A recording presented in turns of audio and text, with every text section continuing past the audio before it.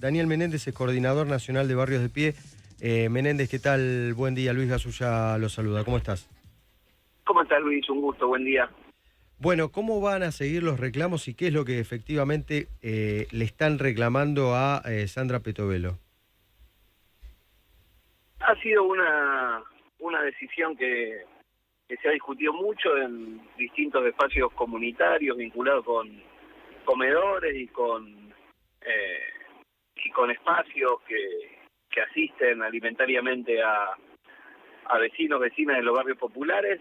Desde que se inició el gobierno no ha habido entrega, digamos, de los convenios que están suscritos, más de 40.000 comedores comunitarios en todo el país.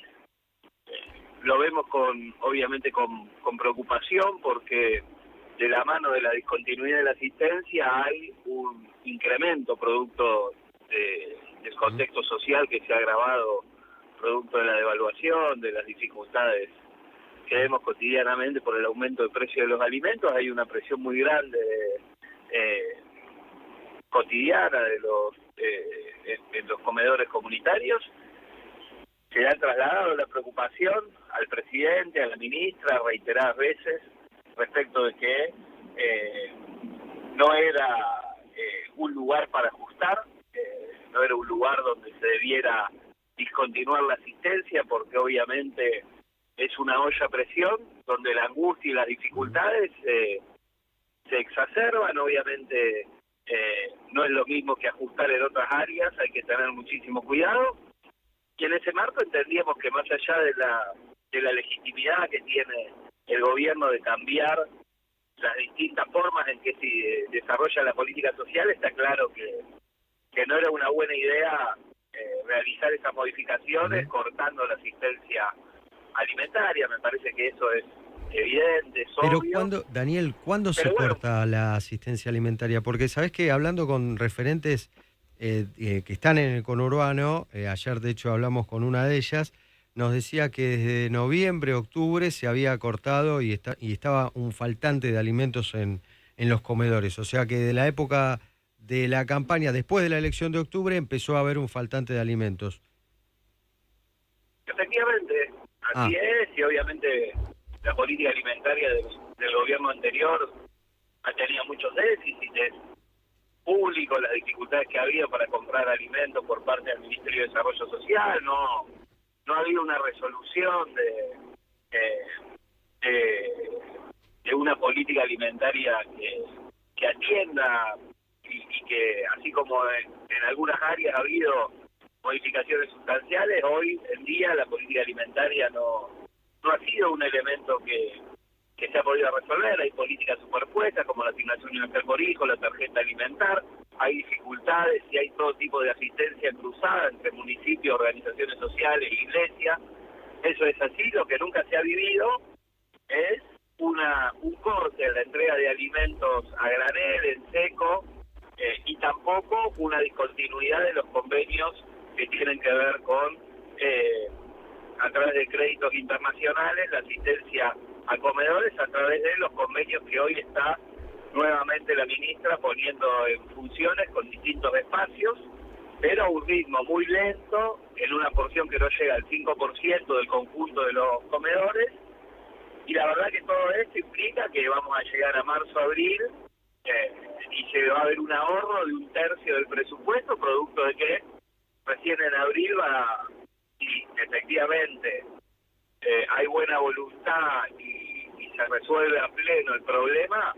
Recién en abril va a estar la comida en los comedores, lo que ha significado un ahorro de 1/3 del presupuesto. 1/3 del presupuesto. Ahora Me parece que es una barbaridad. Lo que dice el gobierno, Daniel Menéndez, es que quiere terminar con los intermediarios, que quiere terminar con los negocios que hacen los dirigentes sociales. No sé, ¿vos te sentís tocado? ¿Creés que hay negocios? Por ejemplo, ahora presentaron una denuncia desde el Ministerio de Capital Humano por el desfalco que encontraron en la Dirección de Asistencia Directa por Situaciones Especiales, que tiene que ver con los medicamentos oncológicos para las personas más vulnerables. A mí me parece que está perfecto todo lo que tenga que ver con construir más transparencia, que la intermediación per se es una falsedad. Yo creo que, o sea, están firmando convenios con la Iglesia Evangélica, con Cáritas, ayer con fundaciones vinculadas a distintos espacios y profesionales de la salud. Bueno, pero Daniel, ahí hay una diferencia. Cáritas no obliga, o por lo menos no tenemos denuncias al respecto, o no manda a la gente a hacer una protesta social o un piquete. Ustedes sí. Bueno, por eso, entonces la intermediación tiene que ver no con la intermediación en sí, sino con vínculos con sectores sociales que impugnan la política de un gobierno. Entonces, en definitiva lo que hay es un sesgo político no vinculado a la intermediación. Eso primero para poner las cosas en su lugar, porque la verdad que la sociedad se articule y que dialogue con los gobiernos me parece que es sano, que haya intereses colectivos. Yo la otra vez escuchaba que uno de los errores de la política social, de una política económica del gobierno, no haberse juntado con las entidades de productores del campo para discutir las retenciones. Ahora, ahí hay una intermediación que es validada como representación de un sector y las organizaciones sociales no. En realidad lo que molesta es la no tolerancia a la crítica. Y me parece que ese es un sesgo que a todos los gobiernos le molesta, evidentemente a nadie le gusta que le impugnen su política, pero hay que tener una capacidad suficientemente abierta y en tiempos tan difíciles donde me parece que el vínculo con el que piensa distinto tiene que ser distinto, ¿no? Entonces, a mí me parece que la ministra, el problema no es la intermediación, el problema es el que piensa distinto. Y me parece que ahí no debiera haber una penalidad respecto al que piensa distinto, sino una capacidad de diálogo y de punto de acuerdo en temas tan sensibles y tan complejos como es el marco social en el que vivimos. Después, todo lo que tenga que ver con las irregularidades que se dan en todo, se da en la Iglesia Evangélica, se da en Cáritas, y se da en las organizaciones sociales, se da con los municipios y se da con los gobiernos provinciales. Con cualquiera que firme un convenio y que lleve adelante la ejecución de fondos públicos, tiene que tener la transparencia y está sujeto a irregularidades que tiene que correr por los organismos de contralor que tiene el Estado. Acá el problema es ¿qué hacer con el que piensa distinto? Bueno, dejo de articular, aunque genuinamente represente a una tarea social que realiza. Bueno, me parece que ese no es el camino. Pero una cosa si se eleva la Daniel, va a terminar mal, ¿no? Daniel, Sí. una cosa es pensar distinto y otra cosa es usar a los pobres. No sé, lo pregunto.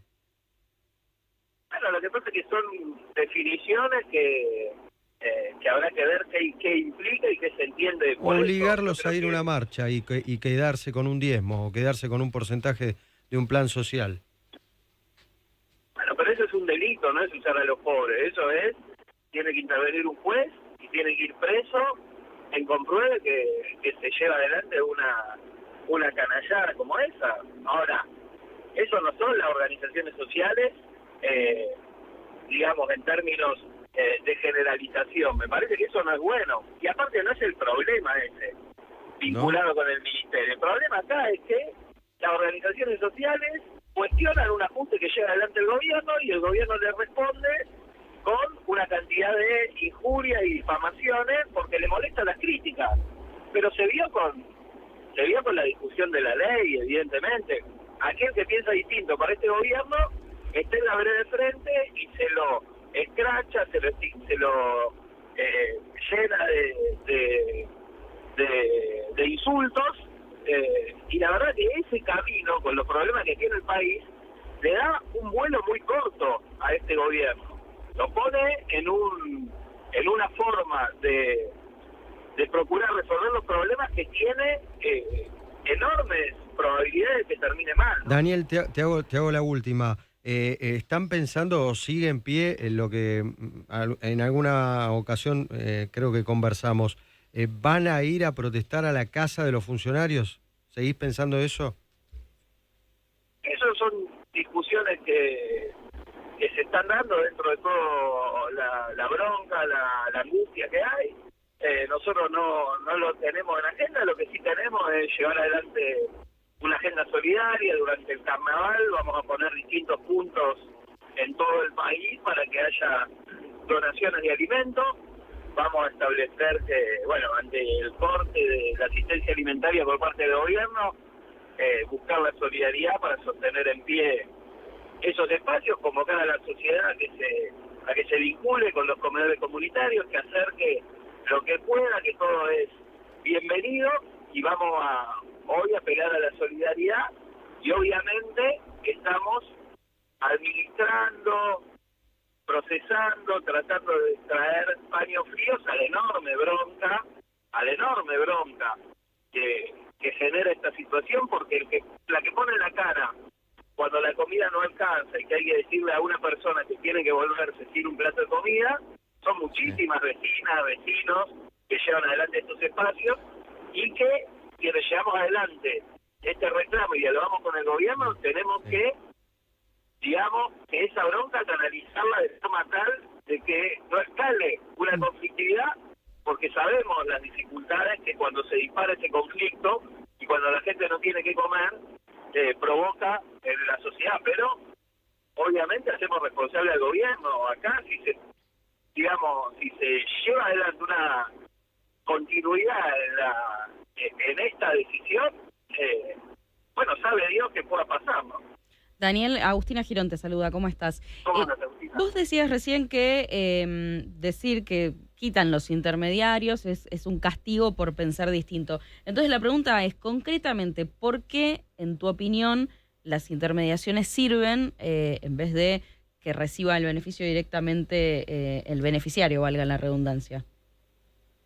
Lo que pasa es que la intermediación es una decisión de política pública de este gobierno. Acaba de firmar convenios con una iglesia. Está bien, pero vos la estás defendiendo. Mi pregunta es, ¿por qué concretamente te parece que es buena esa intermediación? Y a mí me parece de sentido común. Mira, yo estuve en la gestión pública. Cualquiera que quiera llevar adelante una política pública, si interviene sobre un conjunto de la población o de un barrio y puede discutir con referentes del barrio, con el presidente de un club de barrio, con una organización social, y puede construir un diagnóstico y puede elaborar una política pública en conjunto con quienes son, digamos, quienes expresan intereses colectivos de ese lugar, me parece mejor. Vuelvo al ejemplo, cuando uno discute el nivel y el punto de las retenciones y convoca a la mesa de enlace y llega a un acuerdo, es porque contempla los intereses colectivos de los productores del campo, y no hacerlo implica una torpeza en el diagnóstico y en la ejecución de una política pública, porque tiene que ver con intereses colectivos. O sea, que el Estado dialogue con los representantes de intereses colectivos, me parece que hace a que la política pública tenga más consenso y sea más eficiente. Eso me parece que pensar que no hay entre el Estado y el individuo intermediaciones de intereses colectivos es no ver, bueno, me parece que no es real, ¿no? Daniel Menéndez, gracias por la comunicación. Gracias a ustedes, Agustina y Luis, un abrazo grande.